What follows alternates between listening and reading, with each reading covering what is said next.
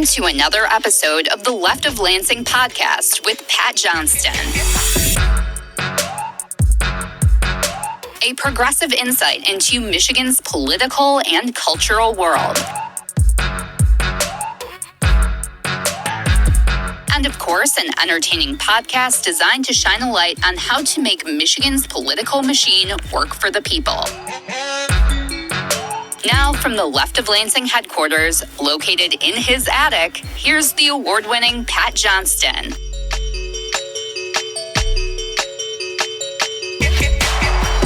Oh, yeah! Welcome to another installment of Michigan's premier progressive podcast. I am Pat Johnston, and please forgive me here, but I'm trying to recover from this pretty nasty cold that I picked up last weekend. Voice is not completely all there, as you can hear, but I am going to try to persevere, because that's what I do for you, the listener. All right? That's how I sacrifice.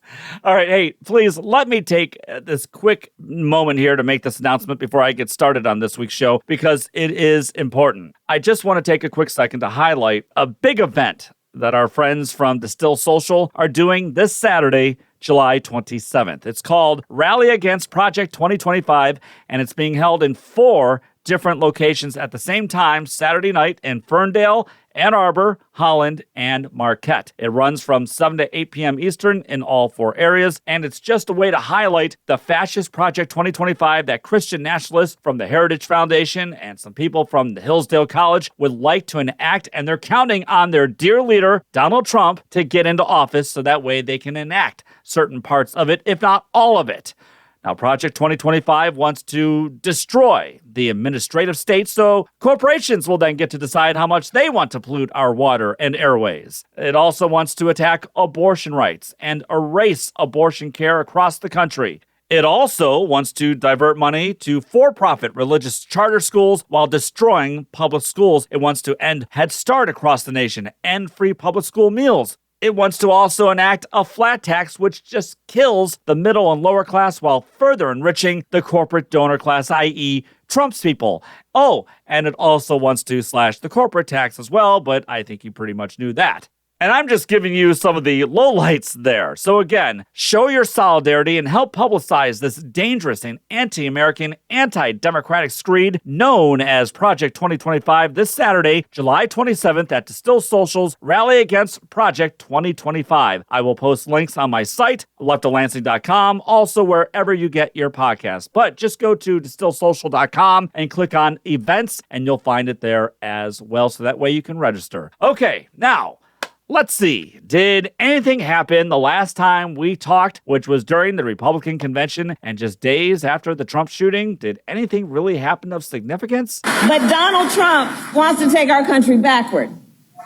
He and his extreme Project 2025 agenda will weaken the middle class. Like, we know we got to take this seriously. And can you believe they put that thing in writing? Read it. It's 900 pages. But here's the thing. When you read it, you will see Donald Trump intends to cut Social Security and Medicare. He intends to give tax breaks to billionaires and big corporations and make working families foot the bill. They intend to end the Affordable Care Act and take us back then to a time when insurance companies had the power to deny people with pre-existing conditions. Remember what that was like? Children with asthma, women who survived breast cancer, grandparents with diabetes. America has tried these failed economic policies before, but we are not going back. We are not going back.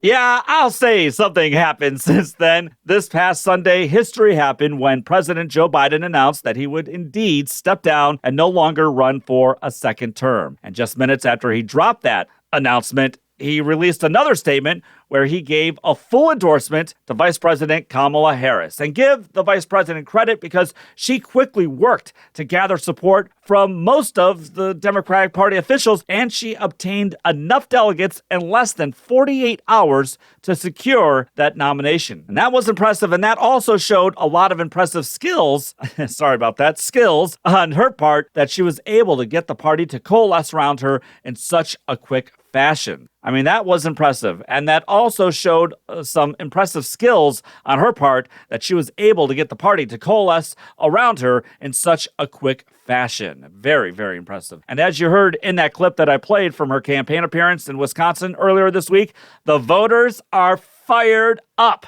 It's almost like the Democratic Party base received this sudden jolt of energy and optimism again. Yes, optimism, something that I predicted would happen once Biden decided to step down. For me, I pretty much thought that the writing was on the wall when Epic MRA released its new poll in Michigan this past Sunday morning, and the poll showed Trump leading Biden by 7 percentage points. That was the highest margin there for Trump. Even more, some 46% of Michigan Democrats believed that Biden should have stepped down, while over half of independent voters said the same. This was just not sustainable, everyone. It wasn't. It was hurting down-ballot Democrats in the state, and that's huge considering how Democrats are trying to gain the majority in the U.S. House of Representatives, but also how Michigan Democrats are trying to keep control of the state House. All right, so this just was not sustainable anymore. And I'm willing to bet that Biden made his decision by last Saturday night before that poll was released, but I'm sure somebody on the Biden team, and I'm sure many Michigan Democrats saw that poll on Sunday morning, and I think that may have played just a little bit of a role, maybe an extra nudge in Biden's final decision. Maybe not, but I think so. Regardless, President Biden did the right thing, not only for the party, but for the country. He helped defeat fascism in 2020. He did. And now he's helping defeat it again by stepping aside and passing the torch to a new generation and passing it to Kamala Harris. His accomplishments, many that I have highlighted here during the last few years, will go down as some of the biggest accomplishments in presidential history, including infrastructure improvements, clean energy, the CHIPS Act, getting Ketanji Brown Jackson on the Supreme Court, and by selecting Kamala Harris as vice president. And as we saw from this past week here, Kamala is pretty good. Is she flawless? Nope. Nobody is. Never believe that a politician is flawless. Not one. I've never known one politician who is flawless. Even those that I admire, like JFK or Bobby Kennedy or an AOC. I don't view them as perfect. I disagree with them on some issues. There were things that JFK and RFK did that I disagreed with. You see, I'm a progressive, not a cult member. I'm not a MAGA cult member. Okay, so I'm never going to glorify a politician or treat them as if they've been touched by the Lord. Unlike what we were seeing at the Republican convention last week, I don't treat anyone like that. But Kamala Harris was my first choice in the presidential primary back in 2020. She had withdrawn from the race by the time Michigan had its primary. So watching her hold her first rally and inspire so much confidence with voters who just felt like that they were in a battle royale for such a long time, at least this last month, I mean, that felt so invigorating. And the vice president is showing how to play offense against Trump and also MAGA, while at the same time projecting an image of what the future can be. That's called effective messaging, and it's called taking the battle to them. In fact, coming up here in a few moments, I'll be talking with someone who's tired of her district being represented by someone who simply refuses to look towards the future and someone who relies on hate and cynicism to stay in power.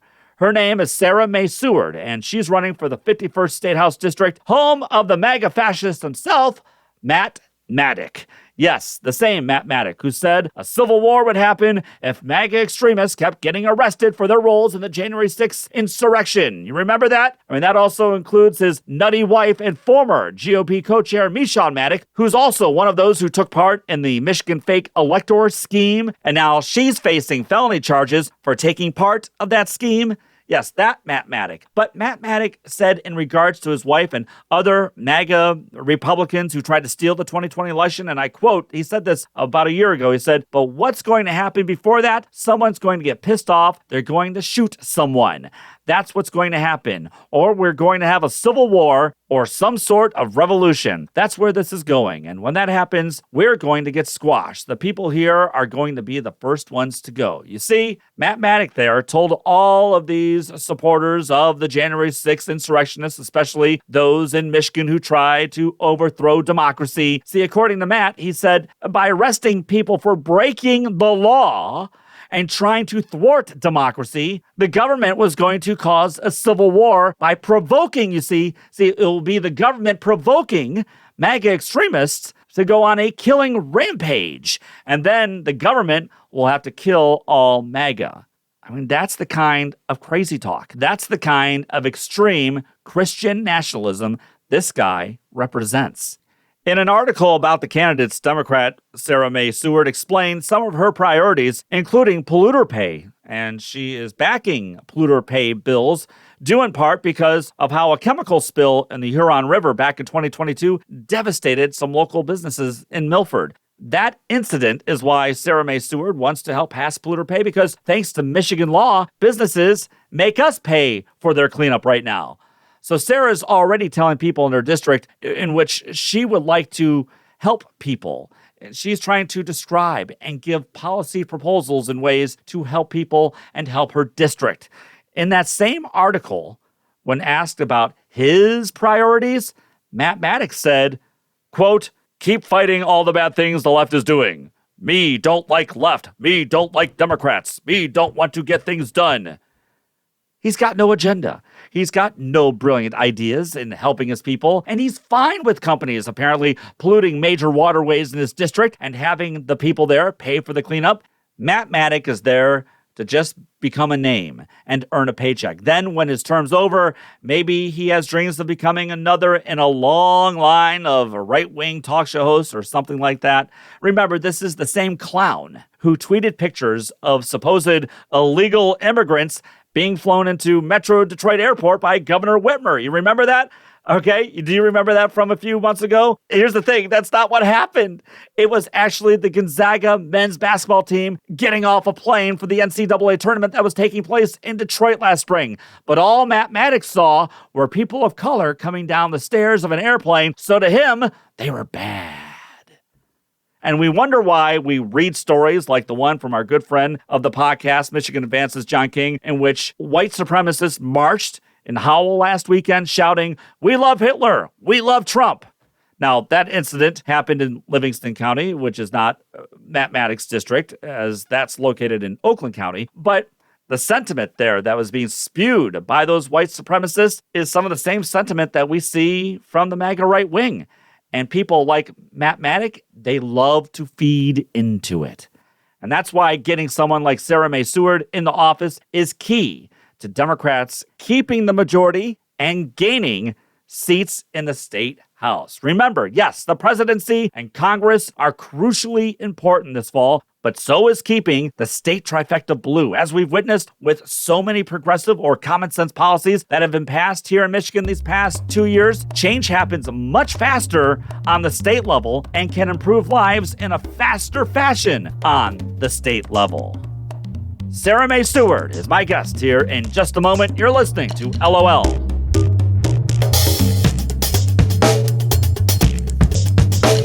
You're listening to Left of Lansing. If the podcast isn't enough and you are in need of more Pat, follow him on Twitter and like him on Facebook. Also, don't forget you can read more of his thoughts and hear an archive of past episodes on leftoflansing.com.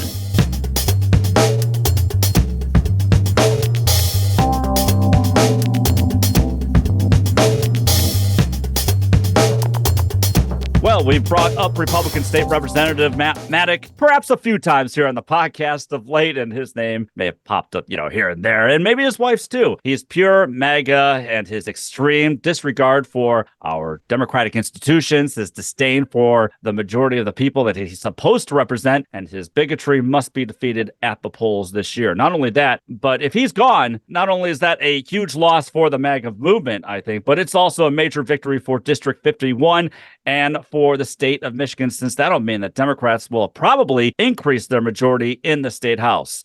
Sarah May-Seward is coming back to have a rematch against Matt Maddock this fall, and she's my guest here on this week's Left of Lansing. Sarah, I've been looking forward to talking with you for quite some time, so thanks for being on this week. I appreciate it. Thank you. I've been definitely looking forward to this. Well, first, let's talk about District 51. I believe it's entirely in Oakland County, running from west to east, from Milford to Commerce Township, and then north to Highland Township on the west side, and White Lake Township to the northeast side. Am I close there? Yep. It also includes Davisburg. Okay. All right. And Davisburg as well. Don't want to forget that. How long have you lived in the area? My entire life. I grew up in Highland, and then in 6th grade moved to Milford. When I was about 32, I moved to White Lake. So what do you like most about your district? And, why do you want to fight for the people from your district? And why do you want to represent them in Lansing? Our community deserves actual representation. I mean, for 6 years, we've had, and even before that, we've had basically absentee representation. Our seat in the House has been left vacant or ignored. And so I'm running because I believe that our district deserves nice things. We deserve to have a say in what goes on in Lansing and in Oakland County. We're often ignored even in Oakland County. That's why I'm on multiple boards for Oakland County. Anytime a seat comes up, I'm like, well, there's nobody on that board that represents anywhere in North or West Oakland. So I typically join them. And now I'm on 7. So when you say maybe your area tends to get ignored a little bit than other parts of Oakland County, what parts of Oakland County are you talking about? Like Royal Oak or Royal Oak, that? Ferndale, West Bloomfield. Okay. There's a lot of focus on Pontiac, which is good because now it's shifting more towards us, and Pontiac is technically the heart of Oakland County. But yeah, I mean, even mental health care services are often overlooked when we're allocating different resources out into the county, like crisis services, SUD care, all of that. We are often just overlooked. And you said that you've been on multiple boards there for Oakland County. What kinds of boards are we talking about here, Sarah? So I'm currently on the executive board for the Oakland Community Health Network. So that handles mental health care and care for people with cognitive and behavioral and also physical disabilities within Oakland County. I'm also on the SUD, Substance Abuse Disorder Committee, through the OCHN board, and that handles a lot of getting resources for testing strips and Narcan out into the different communities. I'm the vice chair of the Sanitary Appeals Board for Oakland County. That handles a lot of septic issues when you're replacing your septic and say the health department denies that. You eventually will come to our board and we get to work with you and hopefully make it so that you can replace your septic, but also so that our waters are protected. I'm the chair of the Food Service Appeals Board in Oakland County. And when I was placed on this board, I'm the only person who works in the food industry on the board. I am on the Oakland Neighborhood and Housing Development Board. I'm on the Citizen Advisory Committee for that. We worked with HUD to ensure that language included caregivers for people with disabilities, because a lot of times HUD housing only thinks of the person with disabilities, but we're forgetting that they often have caregivers, so that housing is not just senior housing that's accessible, but also just housing for families that might have a person with disability in it. I'm also on the Children's Issues Board for the state. And I think that's all the boards right now. That's it? Really? Yeah. It doesn't sound like you really do much here, Sarah. Come on now. You got to pick it up No, a not bit. at all. They're not paid positions. We get mileage. I think last week I got a check for about $14. So this is strictly because I firmly believe that our area deserves to have a voice and a say in our county and when big decisions are being made and funds are being allocated. Forgive me because you went through a bunch of boards there, but a couple that I wrote down: mental health care, disabilities. Why were those some areas that you really wanted to focus on? My daughter is 20 years old now, but she has quite a few diagnoses. She has schizencephaly, hydrocephalus, cerebral palsy. She is on this autism spectrum. And for the first 8 years of her life, I was a single parent with no help. And in trying to work with all of these different, the assistance that's out there and the different programs that are out there, it felt like I was just always in this circle of trying to get the help I needed, but not really getting it from the places that everybody tells you to go to when you need it. That's housing, accessible housing. That's her medical equipment and a bed for her because she can't just lay flat on a bed. And back when she was 8 years old, you couldn't go on Amazon and just order an adjustable bed. Out of frustration, I was like, who makes these decisions? Who decides that these providers get millions of dollars from our county and yet they're not providing the help that people like me and my daughter need? So I just ended up researching and finding out who it was, and I got on the boards. Is that what got you to decide that you would like to get into the game and that you wanted to run for a state house seat? I think you first ran in 2022.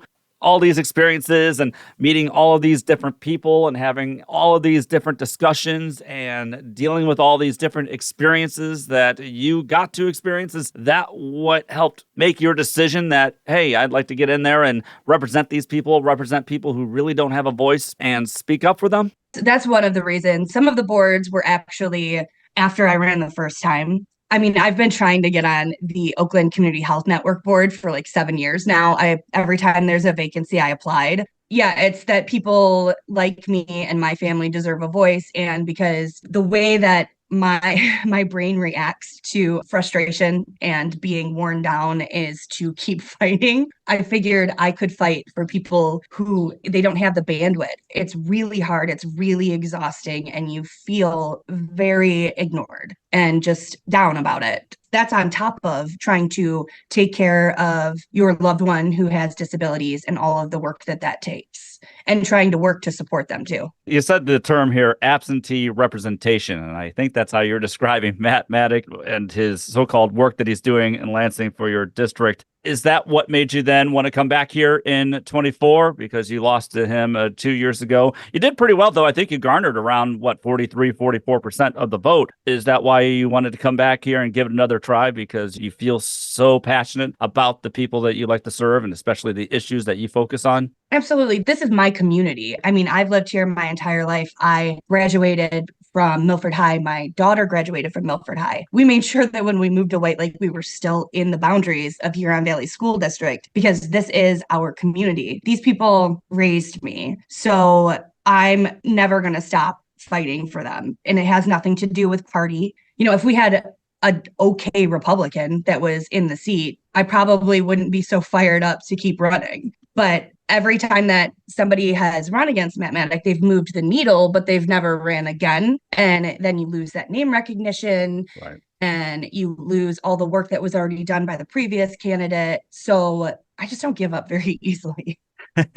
I mean, that was one of the reasons why I decided to start this podcast, because I wanted to highlight people like you, Sarah, who just keep doing the work and who refuse to give up, and to let everybody around the state know that there are people like you. And I think if everybody gets to know everybody and understands what's happening around the state, that will help galvanize all of us to defeat people like Matt Maddock at the polls and replace them with people who have so much invested in their community, people like you, Sarah. I saw in the Hometown Life newspaper earlier this month, I think, that you listed some other priorities that are high on your list in this campaign. And one of them is something that I've been keeping my eye on, and that's polluter pay. I've had Sean McBrady of Clean Water Action Michigan on the show to talk about that very issue of polluter pay, which they are really focused on passing. And what they want to do, and what everybody who supports polluter pay wants, is to make corporations have some skin in the game for the waste that they leave behind in our communities. And I also saw that you would like to give extra protections, or work on giving extra protections for OSHA workers. Sarah, what is it about these two particular issues that you really want to highlight during your campaign? Why are these some main focal points this time around? So for polluter pay, it hits pretty close to home. Our major river here in my district, the Huron River, it has been polluted by the same company 3 times. And this is the river that I grew up canoeing on. Our 6th grade trip in middle school was walking down to the river and hopping in a canoe. You can no longer trust that water because Tri-Bar has dumped PFAS in it twice, and they dumped hexavalent chromium in it. And that's the Aaron Brockovich chemical. And yet they don't have to pay for the cleanup. They don't have to pay for the testing and the monitoring of it. And our area is filled with fishers, hunters, and you can't eat the fish from the river now. And I'm still worried about the fact that a lot of our wildlife drink from the river or from parts that come off of the river. How can we trust that the deer that we hunt are edible? So it's extremely frustrating that the taxpayers have had to pay for the cleanup and the monitoring of the rivers. And I believe that polluters should pay. I mean, Tri-Bar is still worth millions of dollars. They haven't taken a hit at all. Which is why I guess I always viewed this as like a double taxation on the people. In order to get these companies to move into a certain community, the community has to agree to give a certain amount of tax breaks or tax incentives, which we are paying for. And then when they leave, we have to then pay for the mess that they leave behind. Well, and it's like 3 times the incentive for them to just keep dumping because they also get to use our water treatment plants to dump their water into. And that puts a burden on those water treatment plants also. And then it puts the onus on the people in that community and their water treatment plant instead of the polluter. All right. And then maybe then explain how you would like to help strengthen OSHA or some protection for OSHA. It's beyond OSHA. It's outside of OSHA that I'm interested in. So in the service industry, I'm a bartender. In the service industry, I mean, we've all seen videos of people attacking McDonald's workers and getting violent. We've seen people attacking customer service, people in retail, and I personally have gotten multiple concussions bartending because I've been attacked for doing my job. I was once punched in the head for asking somebody for their ID. And then another time I cut a couple women off because they were very drunk and, you know, just nicely, hey, I'll give you a free Red Bull. You don't have to leave yet. It's 1:30. You might as well just stay for the extra half an hour and chill so that you can get home safely. And they left. And when I walked out to my car, they jumped me. So we need additional protections and kind of like enhanced sentencing. If you assault somebody, yes, you can be charged. But if you assault somebody who's on the job, that puts a lot of stress on that worker. I can't do anything because I could lose my job. And my job, you know, it pays the bills. So I'm under that stress. And then there's the worry about pressing charges because then what will people say about the establishment? I believe that there should be more enhanced sentencing for people who attack people who are on the job. I mean, road workers get that protection, right? Right. Well, since we're on this topic, if you don't mind, I'd like to ask you,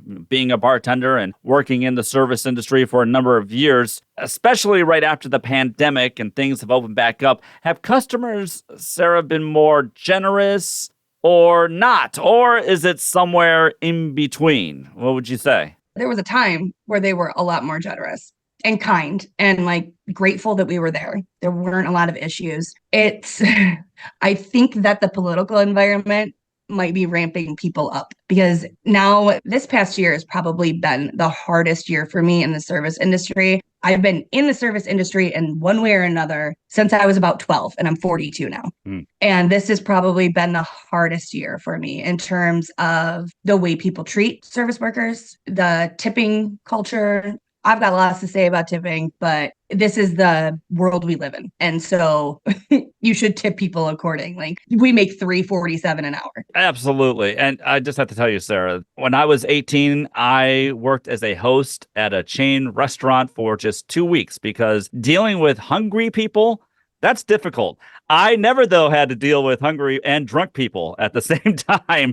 And I don't know how some of you guys are able to do that because sometimes when I go to a bar and I see how the workers are sometimes berated by certain customers, that makes me so sad for the worker. And I know I couldn't do it. In fact, I couldn't do it because at 18, I left that restaurant job and I just went and cut lawns for the local school district because at least there I didn't have to deal with people. So I get exactly what you're saying. And moving on here, if you don't mind, I read a New Republic story from 2020 right in the middle of the pandemic where you were featured in that story. Right. And you were calling for an end to tipped wages. And it highlighted how you were once part of the one fair wage movement. Was wondering if you could talk about that and if you're still part of that movement. So the one fair wage movement, the reason I was a part of that is because I was once again struggling, panicking during the pandemic. You know, they kept shutting us down, opening us up, letting us stay open for just like 4 hours a day with less capacity. And it was a huge struggle. And because of tipped wages, we were not eligible for unemployment because you have to make a certain amount to get unemployment. And I was $174 short and could not get unemployment. And so sitting there, panicking, laying on the couch, crying, calling unemployment, I'm like, how do I get answers to this? Who makes this decision? So we started contacting Gary Peters, trying to make sure that any funds additional to unemployment were also for people who make a tipped wage, who make sub-minimum wage. You know, I called unemployment to get answers, mostly just like asking questions. Well, why is it like this? Why is the system not working right? And I was able to figure out the best way to apply. And I actually made a lot of contacts in doing that within unemployment and the governor's office. And I was on a town hall with AOC. And I decided to use all of those contacts and the information that I had to get myself unemployment. I started helping other people get unemployment. I would do Zoom calls and walk them through the process. I would sit with them and we'd both dial over and over again to get through. And then I'd pass the phone to them. I would travel to their house and just let them use my Wi-Fi hotspot, because a lot of people at that point couldn't even afford internet because it was one of the things they had to cut because we went months without anything. So it was just another thing that I was really frustrated about and didn't give up. But that's how I got involved in One Fair Wage, was that they reached out to me to be the unemployment lead for the state of Michigan. And so I just like took calls all day long, helping people get it. So that's how you got involved in fighting for like freelance, part-time and sub-minimum wage workers? Yes, exactly. Yep. One Fair Wage is about giving tipped employees the actual minimum wage plus with tips on top. So that way we still can qualify for things like unemployment and Social Security. Were you disappointed when you saw that the state Supreme Court ruled that the $15 minimum wage proposal would not be on the ballot this year? Absolutely. I mean, so there's, good things and bad things about ending the tipped minimum wage, but it was definitely frustrating. How many years have we gotten the signatures and gotten it on the ballot, and in lame duck, it's been pulled back and reworked? It's over and over again. So while the minimum wage in the state of Michigan goes up, we're still just getting raises of like a quarter every 4 years. I think I saw where you said being a tipped worker, yeah, maybe some nights you're going to do really well, but then there are going to be those other nights that you don't do as well, and you're kind of on the whims of the customer, and that's hard to live day to day. I mean, because if they are on a salary base, they know exactly what's coming in, but not so much for a tipped worker. Yeah, it's really difficult to budget. So all these things we've been talking about here, polluter pay, one fair wage, more protections for workers.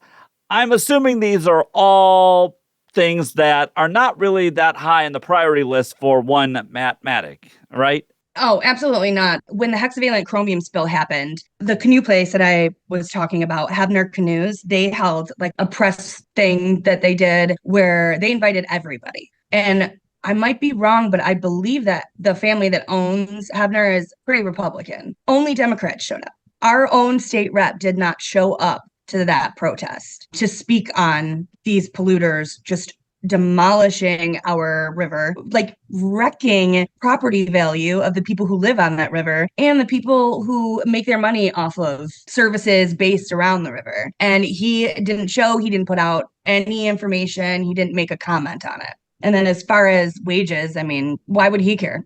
He's right. Getting taxpayer money to do nothing. So why would he care? Right. Well, that just seems apropos for Matt Maddock. I mean, why would he care about a fair wage for everybody in his district? Why would he care about the environmental concerns about those in his district? It seems like he's really only there to enrich himself and maybe those that he deems important, his donors. Sarah, I've been meaning to ask you this one because Maddock also voted against the child marriage ban last year. And while voting against it, I think that he used some anti-trans slurs to explain, in his mind, explain his vote. I mean, right there, that just shows how weird this guy really is. Yeah, I think that the anti-trans language that was used was actually Runstead's excuse for abstaining. Oh, okay. Okay. All right. I want to make sure I don't want to mess that up then. All right. Oh, well, there's another winner there. Yeah, I mean, listen, if I didn't already have the signs for state rep, I might have ran for Senate. However, I have the signs. I'm being fiscally conservative. I'm going to use the signs I have. Right. Understand. And this was just something I was going through some of my notes when it came to Matt Maddock, because I've talked a lot about him. And I don't know why this feels like it was 5 years ago, but it was just a few months ago when he did sent out that embarrassing tweet about how there are these planes at Metro Airport. And look, they're bringing in all kinds of illegal immigrants to Detroit. Everybody be scared, when it was, in fact, the Gonzaga men's basketball team, which was arriving for the NCAA tournament in Detroit that day. But I mean, again, it was just another example of his blatant racism. I'm sorry. That's exactly what it was. And he put that in full view for everyone. And he left it up. He just left it up even after he was fact checked. It's insanity. I don't know how anybody takes this man seriously. I don't know about you, but when I make a statement that I'm saying is a fact, I research it before I do it. I don't like being wrong, especially publicly wrong. And he just thrives off of stoking fear and hate and anger. I can't imagine living like that. And I don't want my community to keep living like this. That is a great way of putting it right there, too. And it's just how MAGA Republicanism is, and he feeds into that. He is facing a primary challenge, but so are you. And her name is Debbie Llewellyn. However, I think there's a catch to your primary race, because according to Bridge, Michigan, Miss Llewellyn and her husband, Tom, they've given money to many conservative causes and campaigns. And this just seems to be a phenomenon, Sarah, that's happening in some other districts across the state where conservatives have seen the light suddenly and are running as Democrats in the primaries. So what's going on there, Sarah? And have you had a chance to meet up with this Debbie Llewellyn at all during this campaign? No, I got to get coffee with Maddock's primary challenger. Okay. That was nice. But I have not met Debbie Llewellyn. I think I've seen one picture of her, which is her Facebook profile picture, because she has it locked down. There's no website. There's zero information about her, except for what we can find is that her and her husband have both donated. I believe that her husband is a Michigan GOP national delegate. Before he edited his LinkedIn profile, he had something to do with the 11th District Republicans. Both of their Facebook profiles, their friends are Patrick Kolbick. Oh, the former right-wing state senator and the guy who ran for governor back in 2018 and lost. Okay, go on. Ronnie McDaniel, whatever she's going by now. Yeah. Matt Maddock, Michon Maddock. Those are their friends. They obviously don't know how to private their friends on Facebook. I don't understand.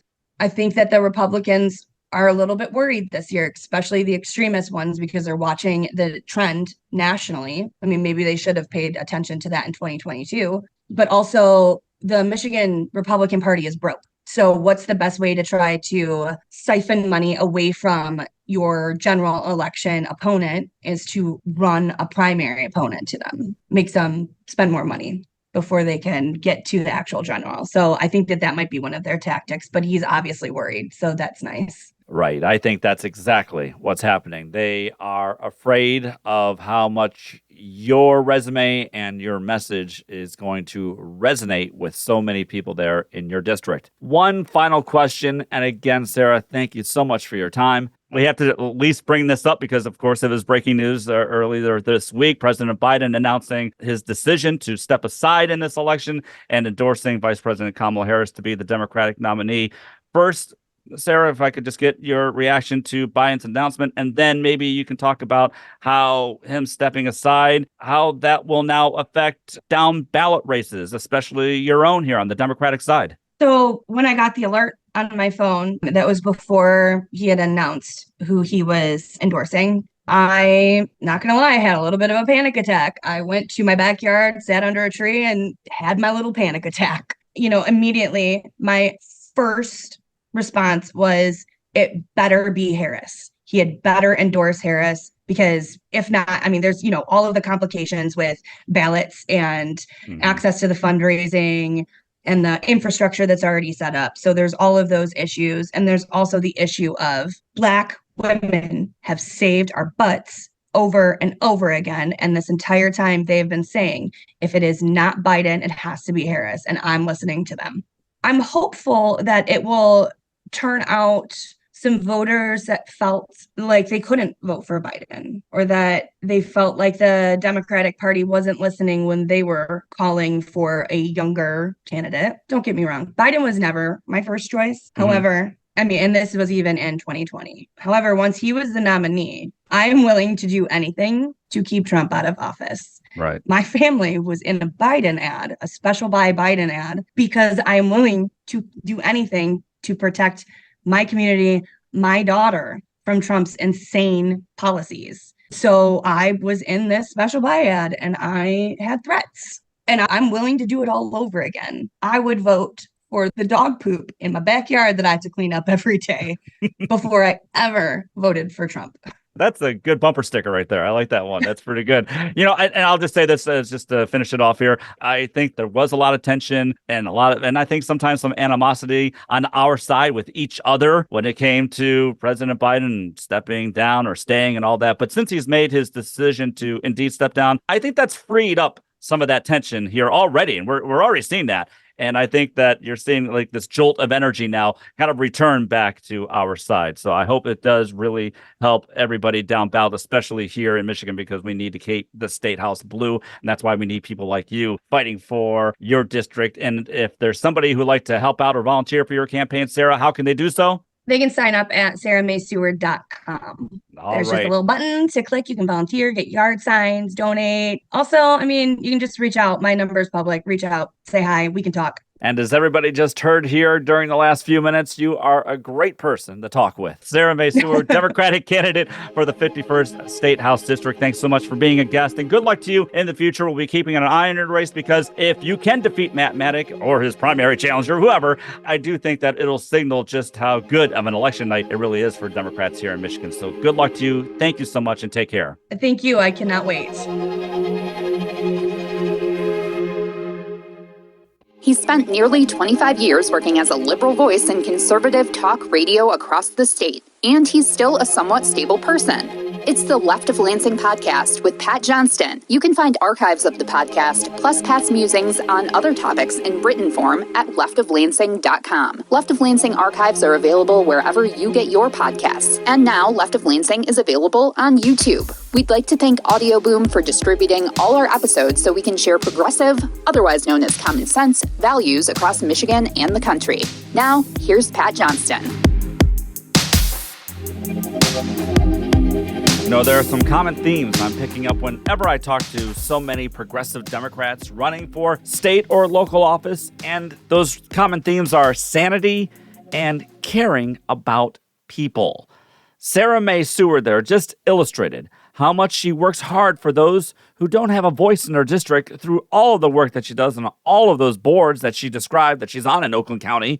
She's working and then giving a lot of her free time to trying to help improve the lives and the conditions of thousands of people. I mean, she's a change maker. You think Matt Maddock cares about those he supposedly represents? Come on. The guy's only there for a bigger payout in the end. He's a racist and a fascist, and he's already shown he only cares about his donors while he has no problem ripping up the U.S. Constitution. He doesn't care about people. Sarah said her district is tired of the absentee representation Matt Maddock gives the people of the 51st District. Let's help Sarah in trying to make her district a better place, which in turn will help make Michigan become a better place. Time now for the Left of Lansing Last Call. CBS News Detroit recently posted this headline, and I wanted to share it with you in case you missed it. It said, Michigan ranks among most welcoming states for LGBTQ plus community. The story reads, Our Leadership, a gay advocacy group, provides an index that ranks states based on where gay and transgender people can live while facing the least discrimination. The index measures the impact that government policies have on the LGBTQ plus residents living in each state, quantifying the economic imperatives for inclusion and the cost of discrimination. States are ranked on the scale from no risk, that's 100, to high risk, that's 0, and Michigan received an overall score of 78.07, classifying it as a low-risk state. This score jumped from the 73.20 score Michigan received in 2023. Okay, so the story also says reasons for Michigan's improving score in this area also includes how state Democrats passed and Governor Whitmer signed into law updates to the Elliott Larson Civil Rights Act to include protection for gender identity and expression. This means that no Michigander can be fired from a job or evicted from their home over how they identify themselves. And, one could say that Michigan Democrats expanded freedom for a group of people who previously didn't have it, or at least didn't have equal protection. The story also says that Whitmer established Michigan's first ever statewide LGBTQ plus commission, and its main goal is to handle the health, safety, and economic issues those in the community face. Another bill that Governor Whitmer just signed into law that was sponsored by a good friend of the podcast, Democratic State Representative Lori Pahutsky of Livonia, bans the gay panic or trans panic legal defense, which basically allowed defense to argue in court that once they knew the victim's sexual orientation or gender identity, hey, they were justified then in assaulting that person or even killing them. I mean, we had to make a law to stop that from being used as a defense in Michigan. But congratulations to Lori Pahutsky and good job on Governor Whitmer. Also, the CBS Detroit story says Whitmer signed a ban on gay conversion therapy into law, ending a hateful, demoralizing, and dehumanizing non-scientific practice that tries to change the sexual orientation of children. As Equality Michigan Director Aaron Knott said in Michigan Advance, the bill is a suicide prevention bill, period. Michigan Advance reports that conversion therapy is defined by the American Academy of Child and Adolescent Psychiatry are interventions purported to alter same-sex attractions or an individual's gender expression with the specific aim to promote heterosexuality as a preferable outcome. The Academy says that such therapies lack scientific credibility and clinical utility. Additionally, there is evidence that such interventions are harmful. Unfortunately, a MAGA Christian nationalist group known as Becket Fund for Religious Liberty, which successfully sued for the right of Hobby Lobby to discriminate against women who simply wanted contraception coverage from Obamacare, well, it's behind a lawsuit to overturn this ban on conversion therapy in Michigan. I mean, there was this 2020 report by the Williams Institute at the UCLA School of Law showing that gay, lesbian, and bisexuals who went under so-called conversion therapy are twice more as likely to report multiple suicide attempts than those who didn't. I mean, come on now. Where are the so-called America First MAGA people demanding individual freedom and telling everyone that government should get out of people's lives? Oh, but unless they're gay or transgender. Yet, here they are, the same people, the same MAGA clowns celebrating the sick practice of conversion therapy. But this is where today's MAGA Republican Christian nationalists are. And this is what they are. And this is who they are. They're just weird people. I mean, why wouldn't you want your family members being who they are? I just don't get it. And while states like Florida are hurting gay rights and passing Don't Say Gay bills in schools, Michigan is showing true Christian values by welcoming all people regardless of their sexual identity. And that means more people will eventually want to move here and stay here and work here and raise a family here, kind of like Transportation Secretary Pete Buttigieg and his partner as they're raising their 2 kids here. It's just so sad that the so-called freedom-loving MAGA Republicans have this weird fascination, but also hurtful and hateful fascination over what someone's sexual identity is. I mean, how is trying to force people to be who they aren't small government? And that's why I celebrate, and I'm so thankful to Michigan Democrats that we're not only the anti-weird Florida, we are a pro-freedom state of Michigan. You're listening to the Left of Lansing podcast. The music you're hearing is by Wander Beats. To hear the latest project, check out Space Leopard on your favorite streaming site. Now back to our favorite progressive voice in Michigan. It's Pat Johnston.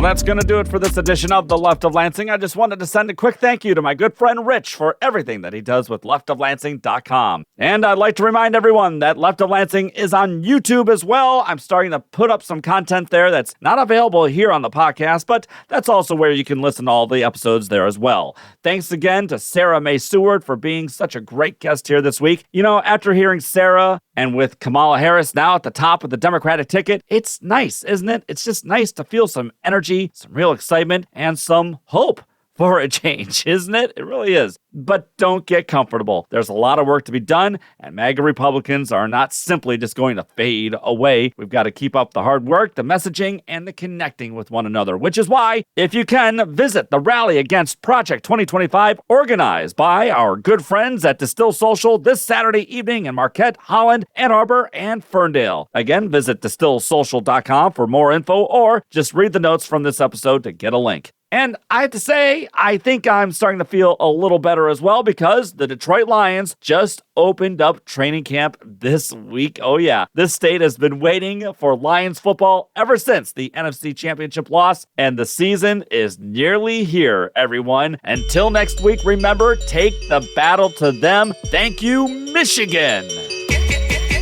The Left of Lansing podcast was produced by Pat Johnston, written by Pat Johnston, researched by Pat Johnston, edited by Pat Johnston, and hosted by, yes, Pat Johnston. Technical assistance by Dr. Heather. And thanks to our good friend Kirsten for the awesome podcast logo. Remember to visit leftoflansing.com for more news and information. Thanks again for listening to the Left of Lansing podcast.